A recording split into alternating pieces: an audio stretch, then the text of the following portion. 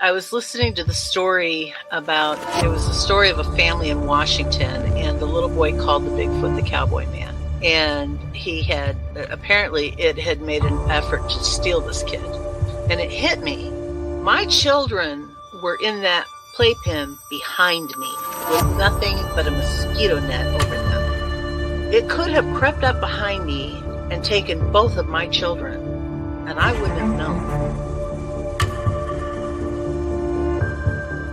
Father just got like a Mustang or something from Wyoming, okay? He had it out in the corral because he couldn't put it in the barn in the stalls with the other horses because it would kick and made all the other horses nervous. Had a Seminole Indian working the horse, trying to break it every day. So they had it out in the corral. This skunk ape snuck up behind this horse and grabbed it on its hind quarters. This particular horse kicks out, jumps over the corral, runs into the pasture, to get away. At this point, the rancher's out there just blasted away with the dirty. Skunk ape runs into the swamp. I went up there one day after that, or 2 days after that. I went up there and sat in the silence up there, and I'm telling you, man, it was free. It was crazy. There was a crazy vibe up there still. I did what I could to kind of get things under control, but I told her, I said, you need to get off this property. I feel like no matter how strong you are, it's almost like standing in the ocean. You can't stand still without moving your feet. You're going to get knocked over eventually, no matter how strong, whatever. You can't withstand a barrage of weird spiritual energy.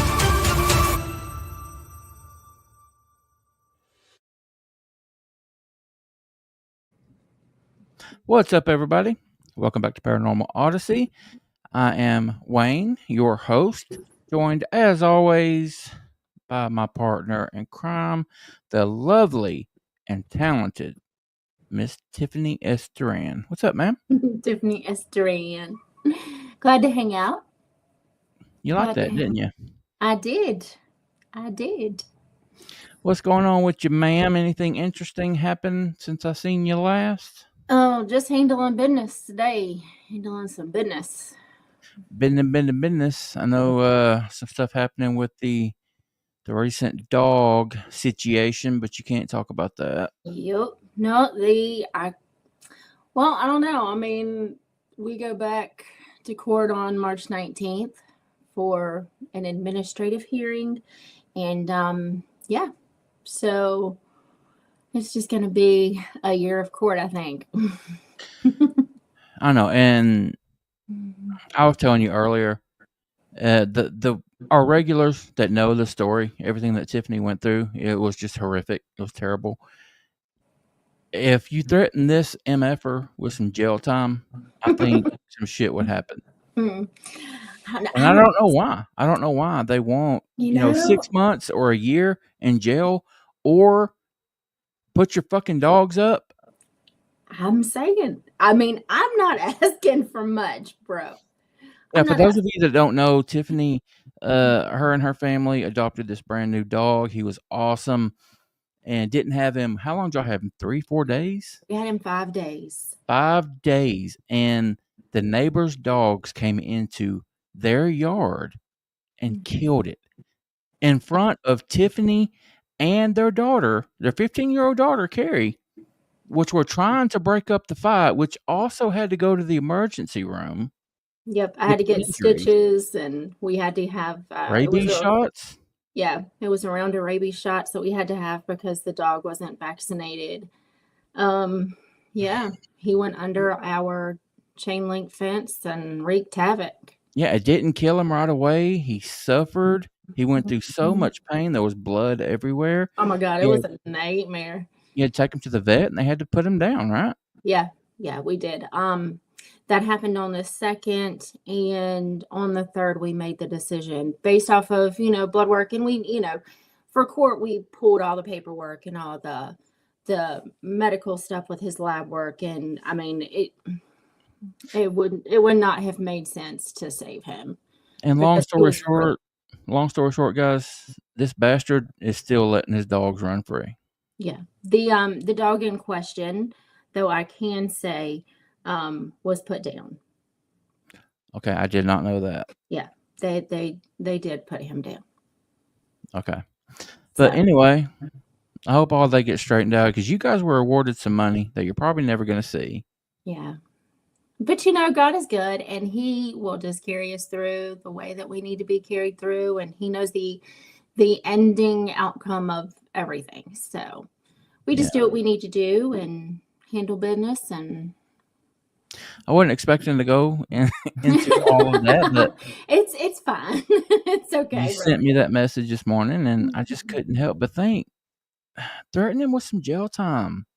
That will get it fixed. Right. Well, I mean, it is pretty frustrating because you live with it every day. It's a trauma that you experience when you go into the backyard. Every time you go into the backyard,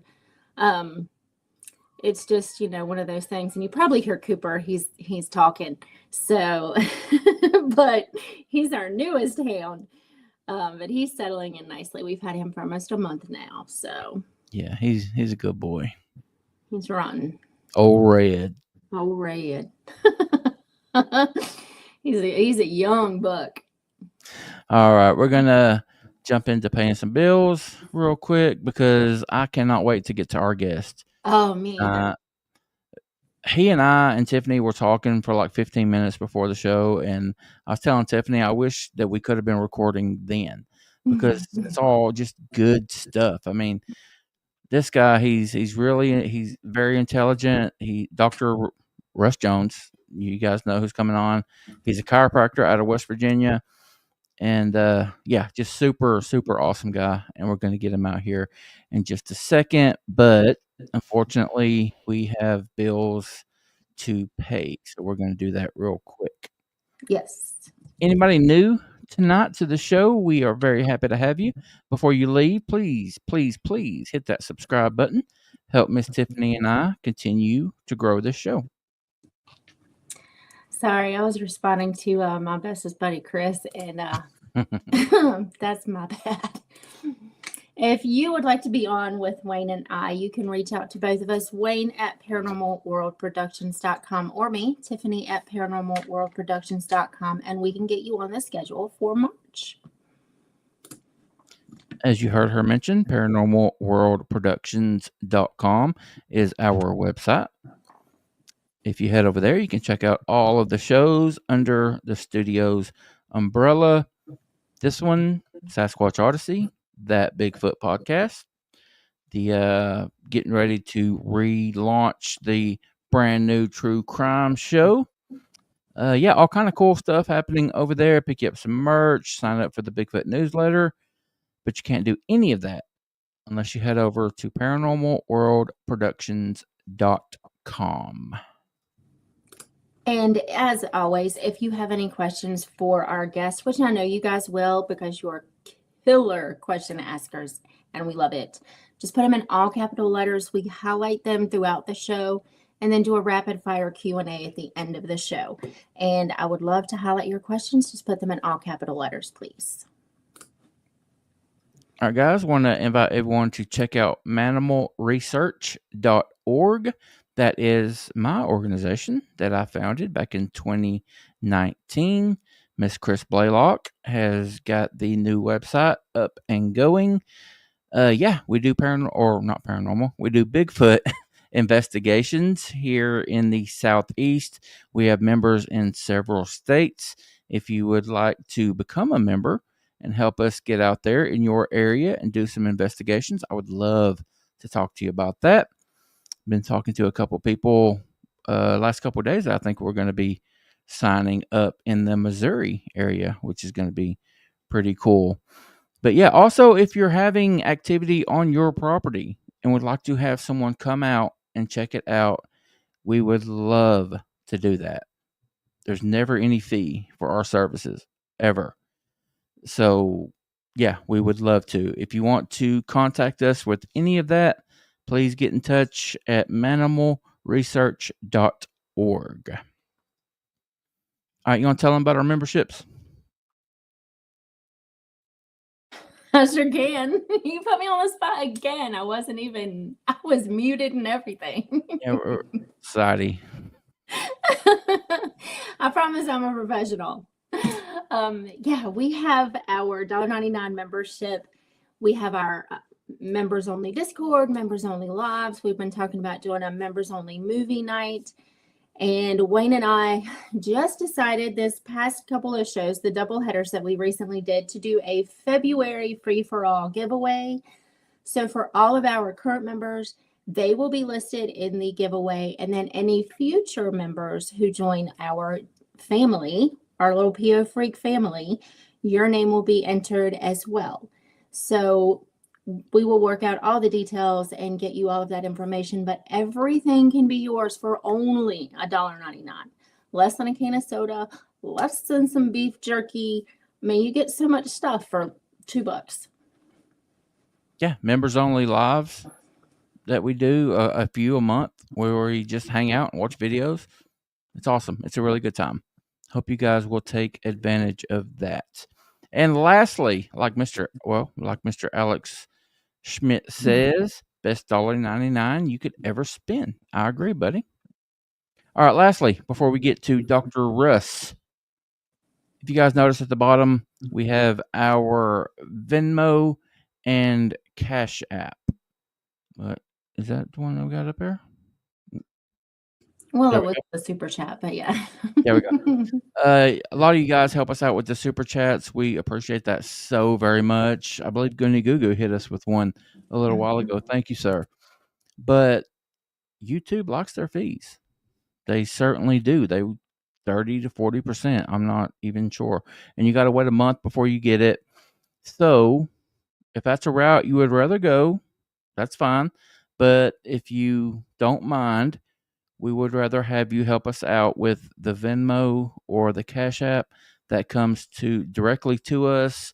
There's nowhere near the amount of fees, and we get it right away instead of waiting a month. So if you guys can help out, we certainly appreciate it. If not, we love you anyway. Of course. I'm trying to work the chat. And I'm trying to trying to do a couple things. Robert Matler, my good buddy, just gifted a membership. Thank you so much, buddy. And all Johnny said $1.99 will change your life. There you go. We put the fun and dysfunctional. All right, we are 12 minutes in. We need to get to our guest. Like we said, Dr. Russ Jones is backstage. He just has so much information to share, and I cannot wait to get him out. So we are just going to go ahead and do it. Let's go. Russ, what's up, buddy? Hey, guys. How are you? Thanks for having me on. Thanks for being here. Sure. Tiff, sorry to hear about your dog. Gosh, that was traumatizing. I can only imagine. Yes, it was. I never in my life ever, and if you knew me before this you'd be like, she ain't gonna fight no pit bull. You're crazy. No, I'm gonna tell you what. When my kid is coming to me with blood on her and screaming, this dog has our dog. I slid down the hill and I was laying right on top of our dog, right in the middle of the fight. Wow. Yeah. I was like, nope. Yeah, it was. That's with mama. That's right. I mean, they had ambulances at the house and to take them to the ER and everything. It was a big deal. That's traumatic. Yeah, it was very traumatizing. And we were talking about, me going to the chiropractor. Right. Because I just threw my body on the ground and slid down the hill, and I'm rolling around with, 2 dogs, and I was all kinds of out of whack that week. I went to go see him. Dang. He adjusted my hips, my knee, my back, my neck. Well, I think we all need that every now and then. I think so. I think everybody needs a chiropractor. I really do. Okay. Yeah. We're going to jump right into the Bigfoot, though, if you don't mind. Okay. Everybody. Russ, what piqued your interest? What got you interested? Because to be honest, in all fairness, I think everyone will agree, you don't have a whole lot of doctors looking into the Bigfoot phenomenon. What piqued your interest? What got you started? I grew up in Southeast Ohio. I grew up in a family that was, a lot of people think that their families are outdoors families, but my family was one where we all hunted everything. We all ginseng hunted. We all had rabbit dogs. We had coon dogs. We hunted everything that came in season. And it was primarily in Vinton County, Ohio, which is still Ohio's most rural county. And in the 70s, I had never heard of Bigfoot. I didn't know anything about Bigfoot. And I went out on New Year's Day. New Year's Eve, we had gotten 4 inches of snow. It was kind of powdery. The next day, I got up and I went rabbit hunting with a friend of mine, a guy that was in the military. And we came along this hillside, and there was a cave up above. Not one that was easy to see, but I knew it was there because, my dogs and I trapped, and, I'd probably been up there after stuff before. And when I came along that hillside, I saw, in my mind, fresh human footprints, crystal clear. I could see the toes. It wasn't abnormally large. It was like a normal male human. So to me, it was later in retrospect, it was probably a juvenile, but I thought that, it was the 70s. We were near a national forest, a state forest. I thought, oh, it's probably somebody was doing drugs and got up in here and found this cave or something. So I walked up into that cave. I thought I'd see like clothes or, a fire or something, but there was nothing like that. And him and I looked for a long time. I just didn't know what it could be, or I just didn't know. It's just one of those things in nature that you couldn't explain.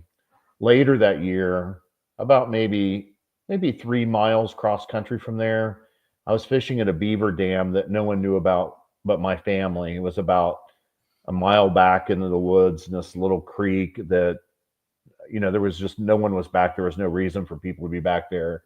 I was back there with my uncle. We were both carrying pistols because it was a very snaky place. And I was standing on the beaver dam about 40 or 45 feet where I was to the other bank, but it was very brushy there. And I heard something coming down through the woods, and I glanced and saw that my uncle was watching too. And something started screaming very loud and very monkey-like and shaking the bushes, which, later come to find out, is very typical Bigfoot type behavior. And I asked my uncle, I'm like, what is it? And he's like, just look for a tree you can get to. It has to come across water to get to us. And it went on maybe for a minute, and then nothing happened. It just stopped. And him and I just kept fishing. We were woodsmen already. We were always in the woods. We were not afraid. My grandfather always told me that there's nothing in the woods that's not more afraid of you than you are of it. And later that year, Leonard Nimoy had the show called In Search Of, and he had an episode called In Search of Bigfoot. And that was the first time I knew anything about it. And when I saw it, I was suspicious. And 2 more times before I left for undergraduate, I had found footprints, once with my father near that same area. And then another time I found a footprint in a clear cut when I was squirrel hunting. And so I kind of had followed Bigfoot at a distance, because keep in mind, there was no internet then. And,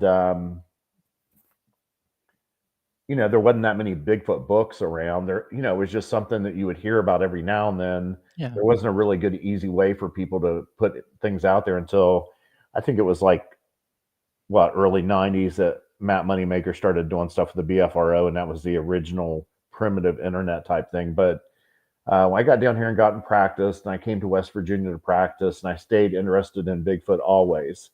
Anything that was out that, there was to read, I read it. And Jeff Meldrum had just written his first book. And so he was doing it in Ohio. It was about 2.5 hours from where I was at in West Virginia. So I thought, I'm just going to go up and listen to him. And I went up there. There was maybe a couple hundred people to hear him. It was during the Ohio Bigfoot Conference, but it was before it was large. And I, of course, knew nobody because I was not in Bigfoot world at that time. And after he spoke, I went up and talked to him and, just spent a little time with him about like anybody was. And then when I came back, I had Googled Bigfoot on the internet, and BFRO.net came up, and I saw they were doing expeditions, and they had one coming up in Ohio. And I thought, I'm just going to go, and if they're weird, I'll leave. And if they're not, that's cool. But it's interesting. When I went that time, at that point, moneymaker went on all the expeditions. And Really? yeah. And two of my best friends from that expedition, I'm still very close to and talk to all the time. And I'm still, I've been friends with Matt since then. And Matt asked me to take over the reports in Ohio and West Virginia then. And for several years, I kind of curated things, and I led expeditions for the group in both states. And that's how I got started in Bigfoot world. And that was maybe, I don't know, 16 years ago, maybe 17, something like that. You know what, Russ? That's so awesome. I did not know that. Yeah. I didn't know. I knew that you were a BFRO guy. Yeah. I knew that going into the interview that you and Brad had me on back in last year, Wide Open Research. Yeah. I was a guest over there with you guys. I knew you guys were BFRO guys, but I didn't know that you were so close to Moneymaker and that you actually led expeditions. That's awesome. Yeah, at one point, until the last several years, there's not that many people that are really doing Bigfoot all the time. Yeah. Tons of people are interested, thousands and thousands, hundreds of thousands are interested. And a lot of people will tell me, like, patients, literally every day, somebody will ask me a question about Bigfoot, but, or the books are there that I wrote, and they'll have me sign something or whatever. And they think that they're interested in Bigfoot until they meet someone that's literally living the life. And, for a lot of us, it means every single day we're doing something Bigfoot related, whether it's talking to a witness or whatever it happens to be. Yeah, you're right. I wrote the first book. It was called Tracking the Stone Man. I had one of my patients come in. He gave me this book. He's like, "Do you know this guy?" And I was like, "No." And at that point, say 17, 18 years ago, there was a lot less of us. And so, I knew everybody. And so I looked this guy up, and it was some university professor, and he had taken like 15 of my reports that I had published, and he had like an intro to his book and like a conclusion. And other than that, it was just my reports. And maybe he would make like a little comment or something along the way. And so I remember I asked one of my lawyer patients, I was like, "What the freak? This guy's taking my reports and publishing them." And I'm like, "Can I stop it?" And he's like, "Russ, this guy's not getting rich doing Bigfoot things." And, that got me started going, and I started looking, and, I've done over 1,000 reports now, but at one point then I think I had 500 before I did the first book. And it took me like, I think, a year to do it. And it did well. Lauren Coleman named it, the best book of the year or something. I think it sold like 3,000 copies. Wait. And then maybe during COVID, I had started a second book, and I was telling you and Tiffany, that how I live my life is I just get interested in subjects. And I had told you guys, and so I'll tell it for the listeners, that like right now, things I'm interested in: high strangeness, manifestation, forest language, Gloger's rule. That's a biological rule. It's a zoological principle. Postural communication, genetic remnant phenomena, all these things as they relate to Bigfoot. And so then I'll spend like a month just on that topic, reading everything that's out there, because there's really nothing related to Bigfoot on any of those topics probably, but just, science journals, different things. And then I'll sit down and write about it. And like I did one on infrasound. It's not been public, and it's probably like a chapter. And going back from what infrasound was, where it all started, and how it relates to Bigfoot. Is it reasonable or not reasonable, just from a common sense standpoint? And that's how I ended up with the Appalachian Bigfoot, which was #1 on Amazon for 17 weeks. I had 30 something topics I was interested in, and maybe 100 reports that were really good Bigfoot reports, and I put them all together, and that was that book. And so then after that, another publisher came out and asked me if I would redo the first book. And this is probably a couple years ago. And it took 230 hours to add 100 pages and to add like 50 new Bigfoot reports to the book, and to make a second edition of it. And I was really thankful, because when I went back and read the first book, and I hadn't read it in years, I was like, gosh, there were so many mistakes that you expect a publisher to catch, but and you can't catch them because you've read your work so many times that it's just like you're seeing what you want it to say, and you just don't catch the mistakes like you should. So I was glad to have another shot at that one. And so I'm not saying I'm going to do a third one, but I'm saying that there's topics I'm interested in. Wink, wink. I'm not doing a third. Wink, wink. Yeah. Yeah, it's not like you're making. I mean, no one's making like even the Appalachian Bigfoot. I mean, now it's around 7,000 copies that's sold, which is a big number for a Bigfoot book, and you're still making money. But like selling that many books, you're just not making that many thousands of dollars when you divided out the number of hours that you spent in the woods or writing or interviewing people. It's like nothing. It's really a labor of love. Not unlike when you do expeditions for the BFRO, it's not like you're making any money on that either. Now, are you still a member of the BFRO? Yeah. I don't. Occasionally, I will go when there's an expedition in Ohio, West Virginia, Kentucky, and maybe as a favor, like usually they'll have somebody speak around a campfire at night, and I may go doing that. But I had told you that I'd been in Ohio with Cliff Barrickman and Meldrum and Matt Pruitt. We were just eating lunch or whatever, and I was listening to them and their frustrations of not being able to get into the woods that much. I know it's changed in this last year for Cliff a lot, but I was in the woods all the time, so they were very curious about the different things that I was doing, the different camera setups or different, I called like toys, like googles, things I have hanging in the woods, or mirrors that I painted, and did just weird stuff that I'm doing to try to get something attracted to it. And, I just realized then that, I was getting in this path where I was just speaking all the time. So I came back and I had like 8 more things where I was speaking in different places, and I just canceled them all. And so now I'm strictly just going to do documentaries, which I've done quite a few, and podcasts. And I just want to be in the woods. I mean, I feel this. I mean, I'm 59 now. I work out all the time. I eat reasonable. I take 7,000 vitamins, but I can tell. I wonder how many more years can I go way into the woods and do what I do the way that I do it now,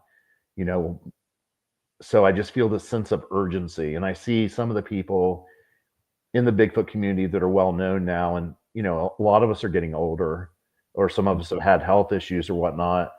And so I just feel that time, that pressure of trying to get something resolved, trying to get an answer to it. But it's hard, right? Because, if you were doing something that was government funded, you would get to go all the places where none of us are allowed to go, and you would have all the toys and help. And now for us, it's like, you're sneaking out 3 hours in between patients, or it's a challenge. Yeah, absolutely. Something, Russ, going back to the beginning of our conversation, we were talking about that first encounter that got you interested. One thing that stuck out to me was you described it as sounding like a monkey. Yeah. But you knew nothing about Bigfoot. No, I didn't know what it was. Is that what initially came to you? Yeah, because I heard it like ooh, ooh, ooh, ooh, kind of like that type of noise, and to me it sounded monkey-like. I couldn't understand, like, I could see the brush moving and it wasn't very far from me, but I couldn't see anything. It was just a little too thick, whatever it was just matched good enough that I just couldn't see. I remember the uncle that was with me, I didn't see him very often. He's passed away now, but probably 10 years ago, I'd ask him, I'm like, what did you think that was? And he said, I think it was a Bigfoot. But it's hard, right? Because everybody that's around my life already knows what I do all the time. And so, I'm not sure that they're giving me a real objective, answer. Yeah. And, when I was on the show with you and Brad, I talked about going on my first ever BFRO expedition, and it was in Tennessee. Lori Wade, the awesome Lori Wade. She really is, man. A good friend of mine. She's an awesome lady. She invited me to come along, to that event in Tennessee. And one thing I had always heard about the BFRO was woo is a cuss word. You do Mhm. not talk about woo. We are strictly biological. This is a North American primate that we just haven't caught up with, and that's it. But when I went on this outing, BFRO investigation, there were so many people that I met that were open to this high strangeness. Have Mhm. you given consideration to that, or are you just a biological guy? I think that it's not true. I mean, I know that it's common to hear that, but I always remind people, like, there's a lot of people that have written books about high strangeness and woo that are in the BFRO, and they'll say things like, well, that the reports are, they've been altered or whatever it happens to be. But the reality is all the reports are there exactly like the investigator wrote down, that all the people that are researchers can read. But the BFRO just doesn't allow researchers to interpret something if it's something that, you know, is open to interpretation. If you saw something and you saw Bigfoot and an orb ran across it and Bigfoot played ping pong with the orb, Mhm. then you could say that. But if you just saw an orb, then, how do you know that that's just where orbs are? I mean, honestly, like, if anybody just really researched, it's really common for to have these energy balls or orb like things that come around, whenever you have um, earthquakes and you have fault lines and things like that. It's very common for that to be the case. And a lot of times when you're looking at Bigfoot type areas, that we're in places like that. And so I think that it's weird that 10 years ago, other than my friend Tom Powell, you did not hear much about woo type things. It was Now my impression is it's just as popular as people that are, more flesh and blood type people. If not Um, more so. yeah. I mean, I'm troubled by that. Yeah. And the reason why I'm troubled by it is, let me say that I think that when people are doing a report, that you should take down everything that they say, that you shouldn't let your beliefs or influences affect that. You Right. should put it all there, because later in the end it'll all come out and we're all going to find out, and then we can go back and see what's what. But we have these people now, like, our grandparents, they were woodsmen. They knew what trees were what, they knew how to hunt, they knew, what ginseng was and may apples and all this other kind of stuff that's out there. And now we don't have this. The great majority of the people that are in the Bigfoot groups right now, they could not tell you. They could show you a tree structure and even name it, but they would probably struggle to tell you what type of tree it was, or to know what type of diseases attack that tree, Hmm. or anything like that. So we've went to having groups of people that aren't woodsmen. They're not good in the woods. They're not familiar with what's out there or the sounds that animals make, or tracking, or this other stuff. And so when they go out there and they can't find something, or something seems weird, then they automatically attribute it to something wooish. And so I'm not saying that things don't happen, because I know they do, and everybody hears them. I'm just saying that I've never had it happen. Yeah. And until proven otherwise, I just think that it's no reason to believe it's not a perfectly ordinary, though rare and intelligent primate. Yeah, absolutely. And I've said this many times. When I got back into this, or when I got into this in 2019, you could not convince me that it was anything other than a biological creature that we just not have caught up with yet. Yeah. But doing what I do and doing what you do, talking to so many people, Russ, what you did, I've talked to so many people that have experienced things that you can't ignore it. Everybody's not lying. No, I think though that like I said, I'm over 1,000 reports, and I really have just a handful that have, like, I literally had never taken a Dogman report, not one, until last year, and I had my first one. And it also was wooish. You know what I mean? And so I think that what I suspect is if you think that Bigfoot is mean, most of the reports that you get are going to be with mean things. And if you think that you're a wooish person, and I'm not saying that's good or bad, I'm just saying that's who you are. Like, I'm more of a flesh and blood person. So the reports I tend to get are flesh and blood reports. And I think that people look for like, and they're just going after like. They maybe that's someone else might be more open to that, or maybe they're listening to a podcast that is more interested in woo stuff, then they're more likely to report that, or maybe they're worried that I would think that they were weird or something. Yeah, I get that. Now, you also mentioned, and I want to ask you about this, tree structures. Yeah. What do you think about tree structures? Because as long as I've been doing this now, 6-7 years, I don't know what to think about them anymore. Yeah. So I call them tree litter or nature litter, because I remember Joe Beelart, which wrote the Oregon Bigfoot Highway, he said that maybe 1 out of 1,000,000 might mean stuff or might mean something. The first point that I would make to people in general is, we all want to believe the Indians, right? And we want to talk about historical prominence of Bigfoot in their culture and so forth. Right. But there isn't anything that the Indians talk about with tree structures. They talk about smells, they talk about noises, they talk about their behavior. They don't talk about tree structures.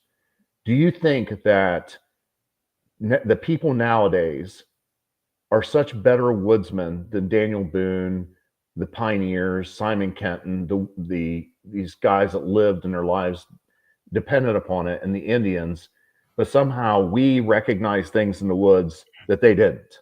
Absolutely not. It just doesn't seem rational to me. Now, I totally believe, because if I look at my bookshelf here, and there's all these books from, mountain gorillas and orangutans and all these other things that I study as well. And they do some of that stuff, tree breaks, different things. So I think that it's perfectly reasonable that they are doing some things. It's just much less often than what people are making it out to be. I mean, how could they have hid from those settlers if they were marking their territories and everything? I mean, these guys would have noticed it. And I know some of my friends, some that I respect, I've even had on a podcast, they've written books about them. But, like, it's fun for us to get on and give each other grief about it, because, no one really knows. They're entitled to their opinion, and they may be right, and I'm wacky or whatever it happens to be. I just tend to look at things from that historical perspective. I don't believe that we're smarter than we were, a couple hundred years ago. Right. Absolutely. The only tree structures, and it's not really, I don't guess it should be considered a structure, is like tree breaks. They intrigue me. Yeah, In my experience going out looking, I find these breaks. They're these saplings that are like 2.5, 3 inches circumference, and they're like 6.5 foot high off the ground. And what I have noticed, Russ, is a lot of them, when I find them, they seem to be pointing in the same direction. For me, that's something that can't be ignored. Yeah. I mean, probably the majority of things. Let me say that I do believe in tree breaks in general, but I still think that we have to consider, like, wind comes from certain directions, like here in West Virginia and Ohio, it's, out of the southeast. And so, sometimes we get storms in a different direction. So we have to consider that when we're looking at those. But, the early Bigfooters, especially people like Bob Titmus, which was a serious tracker and woodsman, back in the 70s, he used to pull Bigfoot hair from tree breaks. So, for, you're talking 50, 60, 70 years, there's a historical reasoning for this, a precedent for it, if you will. So I think it's totally reasonable. I mean, I carry like a mini loop, and when I find one, I look on it for hair, and I've only found like one. I thought that there was hair that that I picked up. I just haven't had good luck with that particular type of thing. Okay. All right. I do want to take a few minutes, Russ, to talk about trail cams. I Yeah. know that's something that you're really interested in. You Yes. have deployed a lot of them. Yeah. What are you working on? What are your thoughts? And just tell us about your thoughts on tree cams. Right now I have 42 out. Damn. And 40 of them are Reconyx cameras, the very top of the line commercial cameras. I used to have them in a 6-hour distance. They might be in the high mountains in West Virginia over into Southeast Ohio. But what I found out, or what I believe, is like when I first started doing reports, 15 years ago or whenever it was, man, I would just ambulance chase, and I would be chasing it. This person gave me a report. I'm over there looking around, and there's this and there's that. And then after a while, you just recognize that just doesn't work. And so whenever someone asks, well, what would you say to get started? I'm like, just choose a place that you can get to regularly. And, don't choose the place where, don't go to Salt Fork, where everybody in the country is going to Salt Fork, but choose a place that's pretty close to Salt Fork that maybe just has a couple reports or something like that.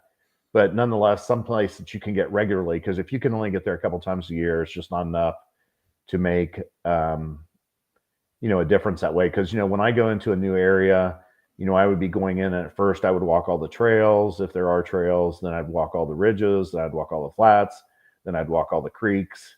And then once I did all that, then I felt like that I knew the area pretty well, and I might start dropping some things in there, seeing what I can find. But as the years have went by, my cameras are much more closely aligned. Like I may have 15 cameras in one park, which sounds like a lot, but it's really not, right? When you're considering that they just see about 50 feet in one direction. Yeah. It's not really much, but to me, it seems like I should have had something by now. I mean, I have things that are, I could pull it out and, I'd say, hey, can you see this or whatever? And you'd be like, yeah, I can kind of, but it's just not good enough to be in the public.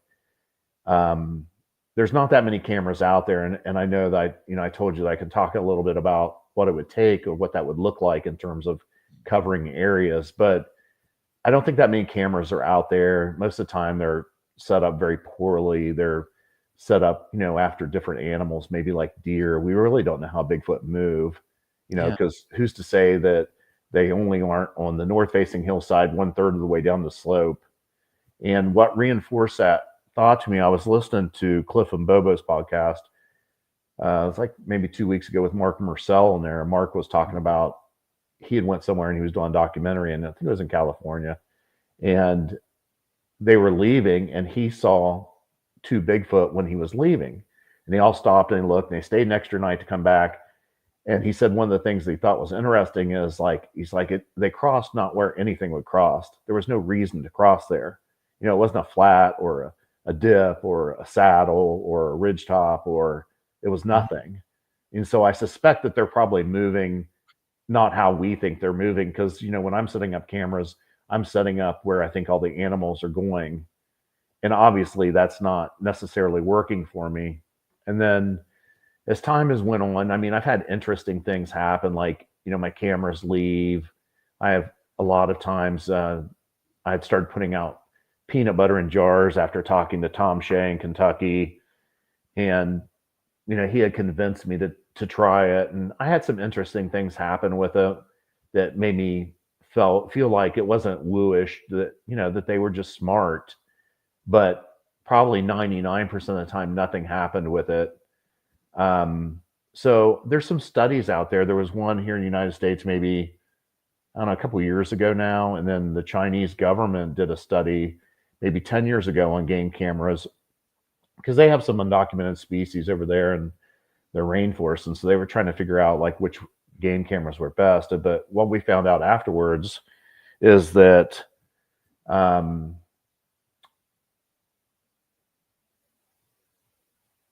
the game cameras all produce a noise, and cheap ones are louder. And the more length of time you can get out of your batteries is indicative of a better camera. So, like a Reconyx, if you're not set up on a deer trail, you may get a year and a half. If you're Now, on what's somewhere I've heard you say Reconyx a couple Yeah. times, Russ. What is that? It's a game camera. It's just a high end one. Oh, it's like the name brand of one? Yeah, it's a name brand. Okay. And it's like, probably holds, I don't know, maybe 15 or 16 batteries, and Oh, damn. it has an SD card on it. It's a blackout, so it doesn't have a collar when it flashes. But a lot of people think that Bigfoot sees the game cameras like when they're flashing. Mhm. But the reality is that game cameras don't glow. Like, they don't have something just sticking out there all the time for a Bigfoot to see. So a Bigfoot would either, if it sees that, it would either have to see it flashing on them, or it would have to be in the area when it flashed at another animal. Because game cameras have what's called a PIR sensor. It's a passive infrared sensor, and the camera is sitting there quietly, and it's not doing anything. But whenever something comes and changes the heat in the area, that affects the inside of the camera, and it fires. So a lot of times people think that game cameras are the way they used to be years ago, and they just have a misunderstanding of how that works. And so Bigfoot's not seeing the infrared unless it happens to see it firing on another animal or itself. Maybe it sees it because everybody's sitting that, they got a deer feeder up and they're putting a game camera up or something along those lines. But I think that they probably hear them. Small children can hear them. So now a lot of times I'll walk along creeks, and whenever the creek is loud enough, I will set a camera up. Yeah. And I won't care about anything else in the world, whether it looks like a spot or a good spot, because I've been doing this a long time, and it's not like I've got some magic potion on how to get a Bigfoot picture. But what I do believe is that whenever someone figures out exactly the right way to do it, whoever it happens to be, then all of us will reproduce it. That's smart. I've never considered that. A lot of people will make that point that you just made, that Bigfoot can hear the cameras. So if you purposely put it by or like a fast rushing river or something, then yeah, maybe that might determine. That's really, really smart. It's hard though, right? Because they're so rare that you might have the perfect setup. Perfect. You did everything right, but they're not there right then. I mean, they're Absolutely big animals. They kind of travel. So, like out west, there's not as much food. So there's, maybe their range is hundreds of miles. You're exactly right. In Appalachia, there's more food. Maybe here it's just choosing a number. Maybe it's 50 square miles. So the odds are not in our favor that something would be out there. And then, when we were talking about earlier about going to game cameras, like for instance, let's say that I want to know how many deer are on my farm. Yeah. So I can put a camera out, and I don't have to put a camera every 50 feet, because animals have territories, right? They have to go eat and poop and get water. So they're moving all the time. They're not just staying still. Mm-hmm. So like we know that for a deer, that if I put one camera on 20 acres, then in a period of weeks, I will catch every deer that's on that property. And so, bobcats, it takes X amount of cameras on so many acres and all this other stuff. So to me, it seemed reasonable. I would just choose 20 acres, and I would thought that would be pretty aggressive to do it. So like in the state of Ohio, they have 8 million acres of woods in Ohio, because you don't need to do the cities. You don't need to do the fields, because they got to be in the woods wherever they're at. And so then there's 360,000 hunters in Ohio, and about 36% use game cameras. So then you can divide it up, and you figure up there's 130,000 game cameras roughly that are being used out there. But of course, they're not being used in concert. They're just being used however Joe Blow's got them sitting out there. So when you hear it like that, you're like, gosh, the odds are just tiny that, we could get one of these animals, on the camera. And then like West Virginia has 12 million acres of woods and 210,000 hunters, you need 600,000 cameras to cover West Virginia, Yeah. to make sure that we have it in the right spot. But I mean, there's some pictures out there that I believe that are real that I've seen. I just don't think that, they're certainly not very common. And now I'm not sure that even if I got one, like you guys might say, hey, I know Russ. I mean, I'm sure it's real, but like the public, they wouldn't believe us. Yeah. You're exactly right. You're very, very right. All right. We are at the 50-minute mark. We have, oh my gosh, several questions. So if you're ready, bud, we're going to go ahead and jump to that. Okay. All right. First one is not a question. Thank you, Mr. Goony Goo Goo, for the super sticker. You're awesome, buddy. Love ya. Same to Robert Matler. Gifted a free membership. Thank you, buddy. All right. Mr. Mike Wolf, my good buddy. Have you had any sightings in West Virginia? Hey, Mike. So I spend almost all my time in Ohio and West Virginia. And how I do it is I keep track of, in a notebook, all the sightings that I deem legitimate. Now, it's hard, right? Because there's some people, like there's newspaper articles, there's even books that are written that I see reports in there, and I know that those reports went to me and I said that I just wasn't compelled. But some people will still say it's a Bigfoot sighting. And maybe it was, or maybe it wasn't. I mean, I don't know. I just felt like it wasn't compelling enough for me. So I keep track of all of those type of things. And in addition, say, like Dr. Kenny Brown's a family doctor in Ohio. And Kenny and I are friends. We work some of the same areas. And he likes doing recording. And so he may text me and say, hey, Russ, 12/3, this direction at this location, I heard a wood knock or a howl or whatever it is he heard. And I'll just add it to my database, so to speak. So when I hike, if I have anything in my database at that time of the year in that general area, that's where I'm at. I'm trying to put myself in the same general area all the time. So right now, like maybe 3 times a year, I have a pretty good idea they're in specific spots. Like February, beginning of February, I know where they are generally at one spot in Ohio, and that's where I'll be. And if I don't know, then I'm in just some of the spots that I was telling Tiffany that I like to get to because it's close to me or whatever it happens to be. Yeah. So about 3 years ago, I was at a park in Ohio because 2 years before there had been 2 gentlemen that had a sighting there, a very good Class A, when they were fishing, and it was just at dusk and they went to get firewood. So I was in that same park.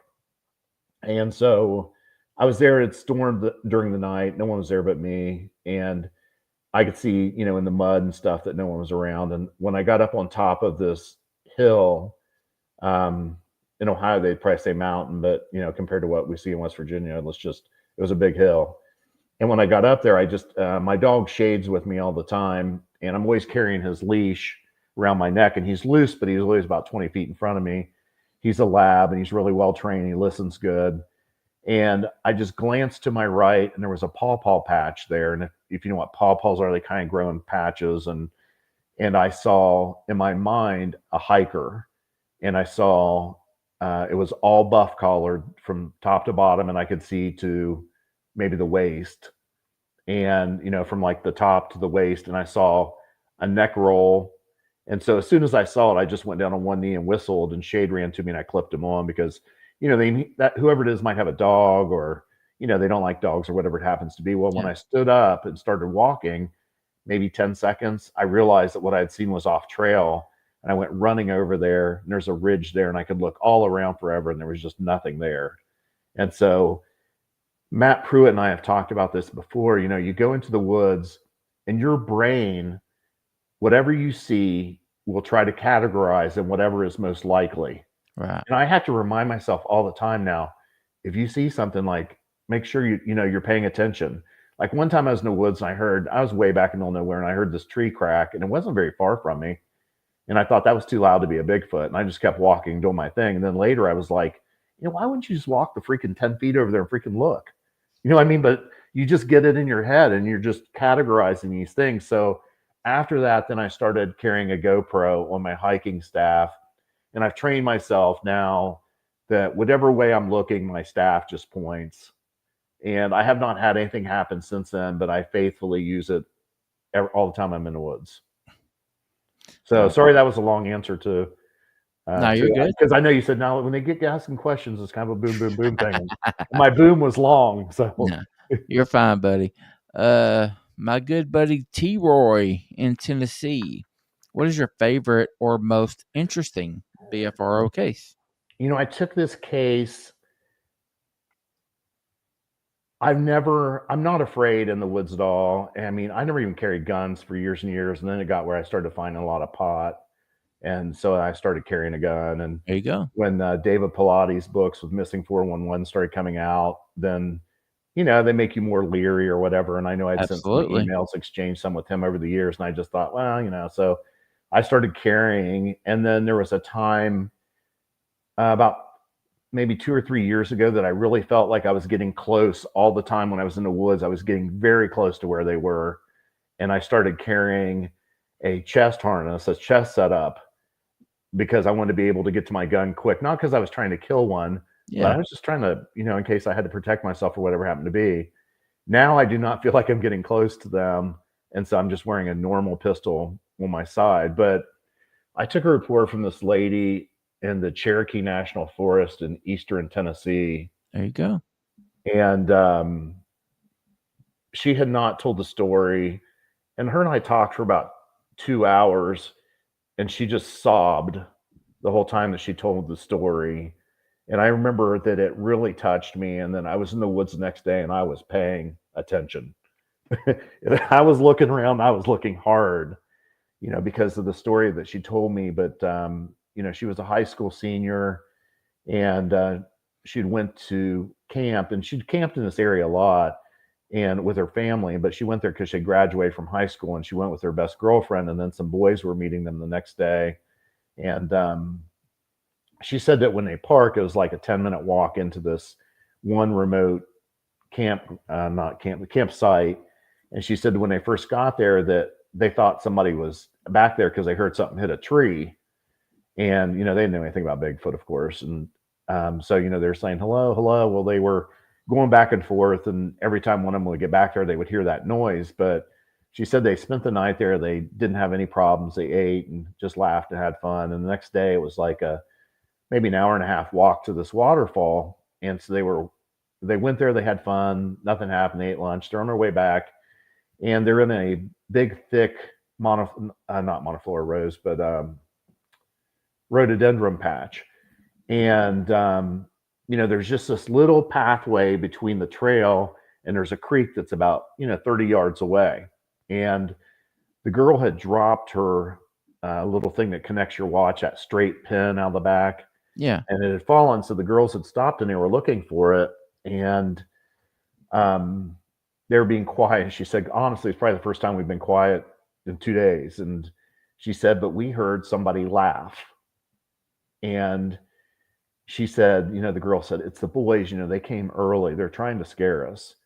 And she's like, if they do it again, she's like, I'm going to go through there and, and we're going to catch them. And so while they were still looking, they heard that sound again, which I have heard from other witnesses. I had a hunter that was a bear hunter that he had a sighting, a very clear Class A. And he told me when he went in the woods that he thought something laughed at him.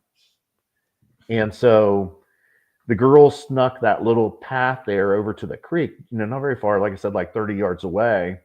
And she said they both kind of like stepped out in the opening. And when they stepped out, she said that it was just like things went everywhere. And she said, but when it stopped, that about 10 feet in front of them was this enormous Bigfoot standing in the middle of this creek, frozen, perfectly still. And she's like, I didn't even know if it was alive or real. She's like, it was just perfectly still. And she said that something off to the side made a noise, and they looked and they didn't see anything. They looked back. When they looked back, that Bigfoot was leaned way back. And she said it looked like the Matrix, the way it was standing like that. Yeah. And she said then it took its hand from its chest and went toward them and said, like, "Mwah." And then it started walking backwards. And she said it walked like 1 foot right behind the other foot. And you could just see like its toes crunching, like grabbing as it went. And right before it got into the monoflora patch, it did that "Mwah" again. And she said that when it went into the woods, she said that there was all this noise. And she said they just screamed and put their hands over their head. They thought that, like they didn't know what was happening, but apparently there was a group of animals and they were all around them making this noise. And when it got quiet, then the one girl said, "What was that?" And she said, "I don't know." And there was a rock precipice right there where it was. And she walked over and looked, and there was a bunch of dead crawdads laying in a pile right there. And so she said that they started walking back to their camping spot. And she said, I could just tell this girl was having a panic attack, that she was not doing well. And so when we got back, she said, I just thought we would stay. And she's like, no, I'm not staying here. I'm leaving. And she said, so we just picked up what we could and we left. And she said, we got down the bottom, there was a ranger station. And so she's like, we should tell them that we're leaving. And so she said before she could even get out, she said that girl went in and just was screaming. And she said she sounded not normal. And she was, this other girl walked in and she said the ranger was just staring at this girl bewildered. And he's like, are you guys all right? And she's like, no, we're not right. And he's like, there's not people that live in these woods. And she's like, it wasn't a person. He's like, you saw a bear. And she's like, it wasn't a bear. And she stormed out of there. And the other girl just said, we're leaving. And then some of our stuff is still here. And so then they left and she dropped that girl off. And she said the next day that those boys called. Well, there was no cell phones. So they had to go to the ranger station or whatever. And they called them and they said, are you all right? And she's like, we had to leave. Something happened. And he's like, we walked over there and everything was tore up at your campsite. And they had those like aluminum tables, that people always camp with, like those Coleman ones. Yeah. And it was completely like twisted. And so she said, well, just bring the stuff to me and, whatever. So when she got it, she said that she went to like a Walmart or Kmart. I don't think Walmart was around back then, but Kmart. And she's like, I just threw it all in the trash can. She's like, I couldn't handle it. And she said, I never saw that girl again. And I don't even know if I told this part of the story or not, but that girl committed suicide. Her friend, she never saw her again. Damn. And so she told me, she said, I lived my life, and she said, I raised a couple kids and I stayed there. And then eventually that girl moved to, I want to say it was Pennsylvania, and she was in business with her sister. And she told me that she was in the airport. And she's like, I was shocked. She's like, here comes that girl's brother. I'd never seen him in all that time. And he saw me. He's just walking up to me. And he just said, what happened to you guys? And she just said, he said, we always thought that, those boys that came and she got raped or whatever. And she said that she told him the story. And it was the first time she ever told the story. And she said she was sobbing. And when she finished, he said, what am I supposed to do with that? And he just walked off. And Oh my God. and so that I wrote up that story for her, because she hadn't told it, and I have it around here somewhere, and sent it to her and asked her if it was, it was right. And then one time or another, I tried to get her on the podcast, and every now and then I'll hear from her. She'll text and just say, hey, but she said it helped her telling the story, but she never did very well. Yeah, I was going to ask you, Russ. I've been waiting on you to get to the end so I could ask you, are you still in contact with this lady? Because the Cherokee National Forest in East Tennessee, I'm in East Tennessee. That's where I live. The Cherokee National Forest is one of our hotspots. I would love to talk to this lady, if at all possible. Yeah, I'll have to. I probably heard from her last time is sometime last year.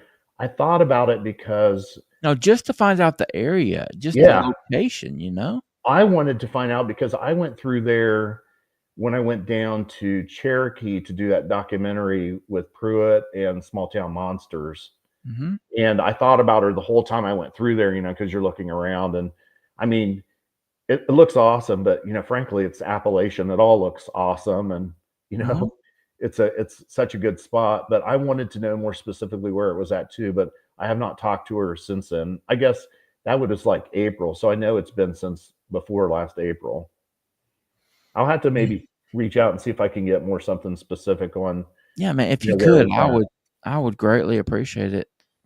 That's all. I mean, it's a heartbreaking story, Yeah, really, but yeah. mm, It was the only one that I had ever heard that troubled me yeah, when I heard the story. Usually, absolutely. I mean, when you're a kid and you grow up in Ohio, West Virginia, and you're trapping, and you're in these woods, and you're literally like 7 or 8 years old, and your dad's making you go over the hill to check, fox traps on the side of these hills and stuff, and there's no good lights and all this stuff. Like, where your grandpa, there's no flashlights back then. We had these big, I don't know what they were. We had to screw the light in. It was this great big fat light, and we were using a carbide light. And Yeah, my grandpa would leave me in the middle of the woods because the dogs had ran off. He's like, "You stay here in case they come back." And you're out there by yourself. And I remember telling, I wasn't very old, and I'd tell God, "I know you have more in store for my life than me dying out here."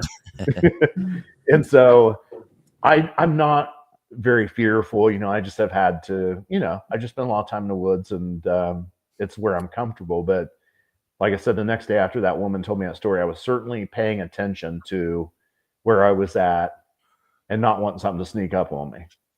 absolutely. All right, moving on. Troy, what are your thoughts on the existence of Dogman? Well, I mean, we didn't have any reports right until, I don't know, not very long ago. But I mean, I think it's interesting that, I think the Egyptian dog god Anubis looks similar. And so if I had to guess, I'm just guessing that it is a spiritual type thing Yeah, rather than, and this is just my personal belief, and I could be wrong. It just seems to me that, like, as time goes on, the veil between good and evil is thinning. And I personally believe, I talked to some of my friends about this, that some of the things that we're seeing is just the alteration of the DNA, that things are changing, that, sometimes man messes with the DNA, and if people are Christians, sometimes, it goes back to the Nephilim and the fallen angels. And I think that yeah, ultimately that's what they were after, was trying to change the DNA that God had made into this other stuff. So, I think I've taken what I say earlier. I can think of two reports that were Dogman type things that I took. I mean, I remember one running my mouth at one point that I've never took one, and I had like 700 something reports. And as soon as I said that, I got one. But my guess is that it'd be a spiritual type being. okay. Mike Wolf, was or is there an increase in reports as the phenomenon is becoming more normal? Yeah, it seems like people are more comfortable telling the story. Yeah, Maybe there were some of those stories all along. I remember back in the day, no one did anything with the weird Bigfoot reports that came into the BFRO. And Tom Powell, if everybody's familiar with Tom, yep, he wrote an awesome book called The Locals. And he wrote something else recently, like he wrote one called The Edges and one called something else. But some of them are kind of weird now, but not really my cup of tea. But he was such an interesting guy and so bright that I always enjoyed spending time with him. And he was the only one that was doing those reports for the BFRO that were out there. And now there's some other guys that are doing it. And going back to the Matt Moneymaker thing, I mean, he keeps those guys in there. I mean, like some of the states, like Washington State, almost all the BFRO guys there are all woo people.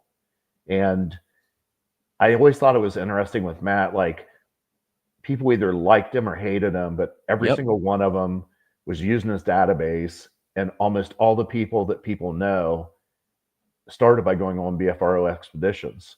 And there's some great people that are doing those, just like Lori Wade. You talk about Lori's awesome. yeah. She does a wonderful job in Kentucky and Georgia for people. Yeah, So I've said it so many times. Love it or hate it, and you're either there or you're not. Like Dallas Cowboys, yeah, you love them or you hate them. The yeah. Either And way, the BFRO is an awesome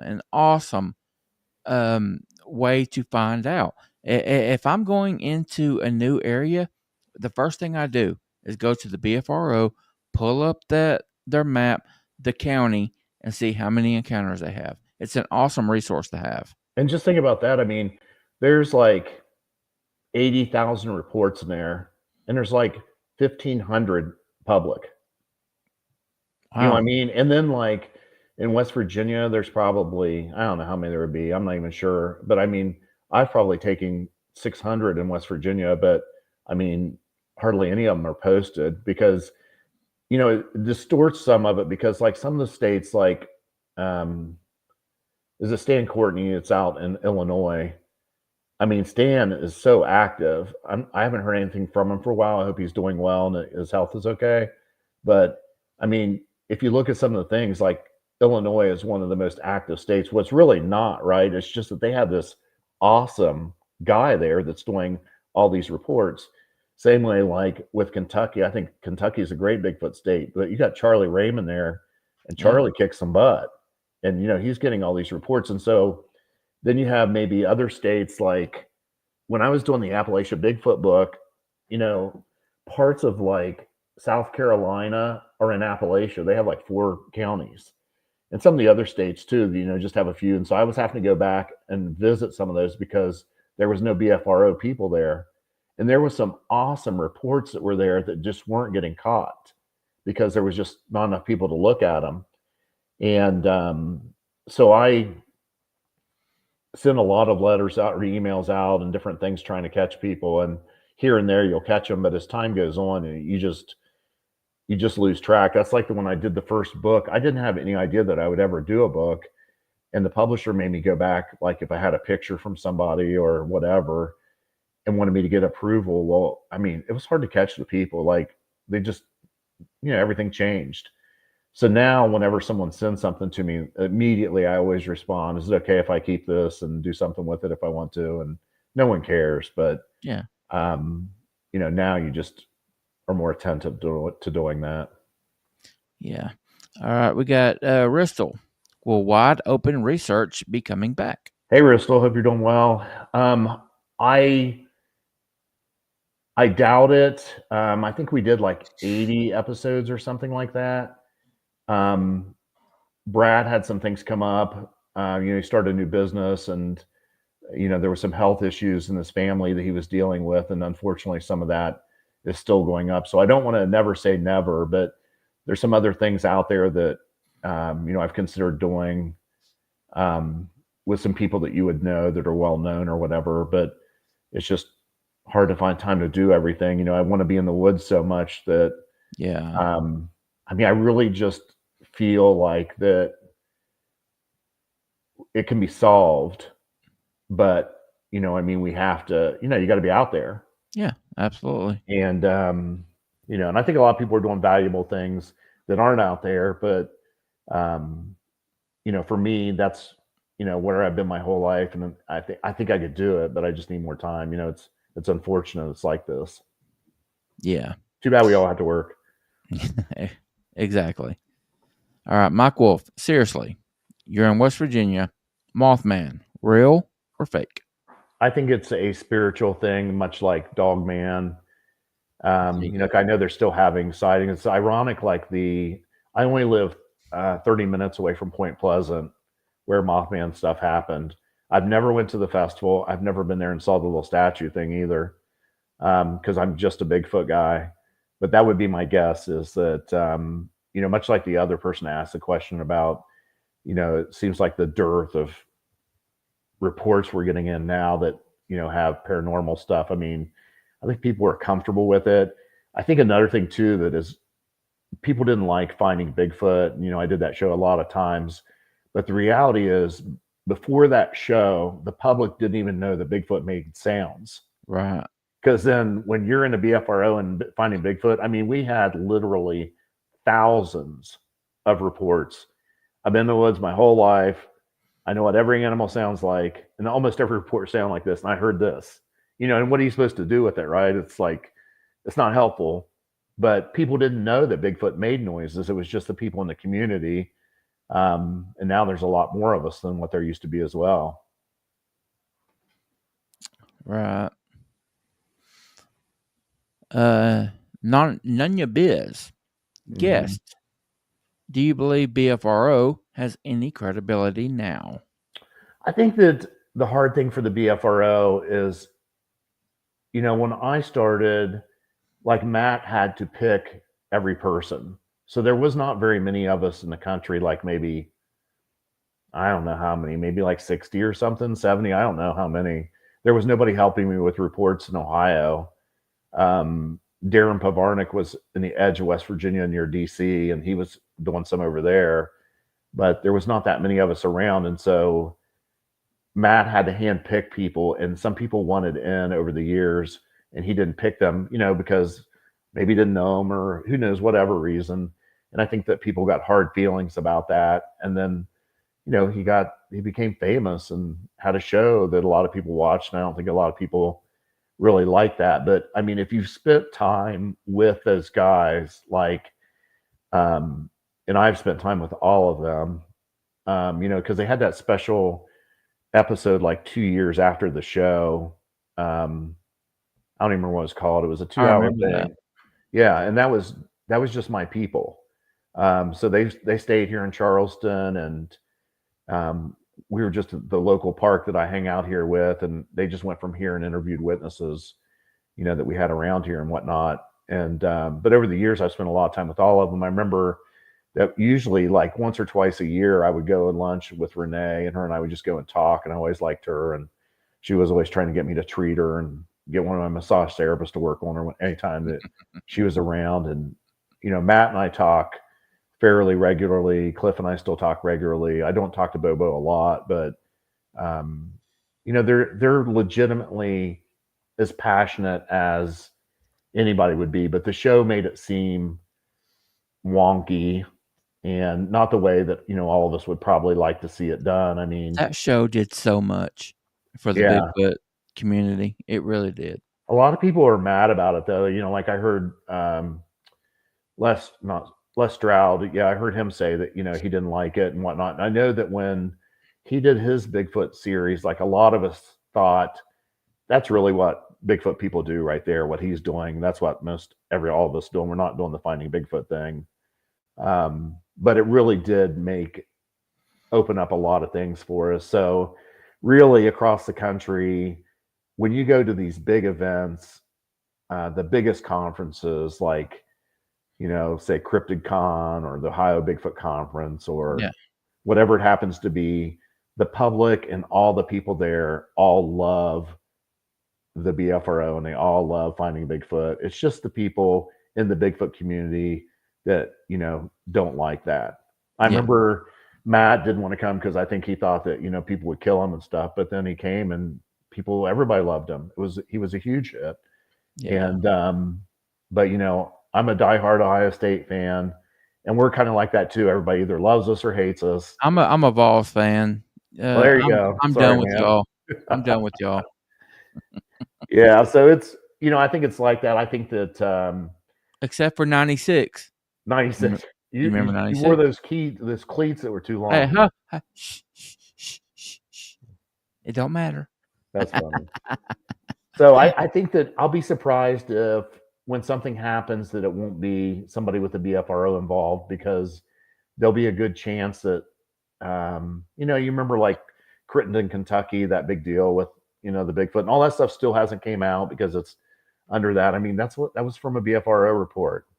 And that, Meldrum was there, and John Bindernagel, and Moneymaker was there, and Moneymaker was bitching because he was in a chicken coop and had an infrared light, and he was trying to film, and the Bigfoot was throwing rocks against the chicken coop because he knew that Matt was in there. And Matt saying, freaking Bigfoot knows I'm in here.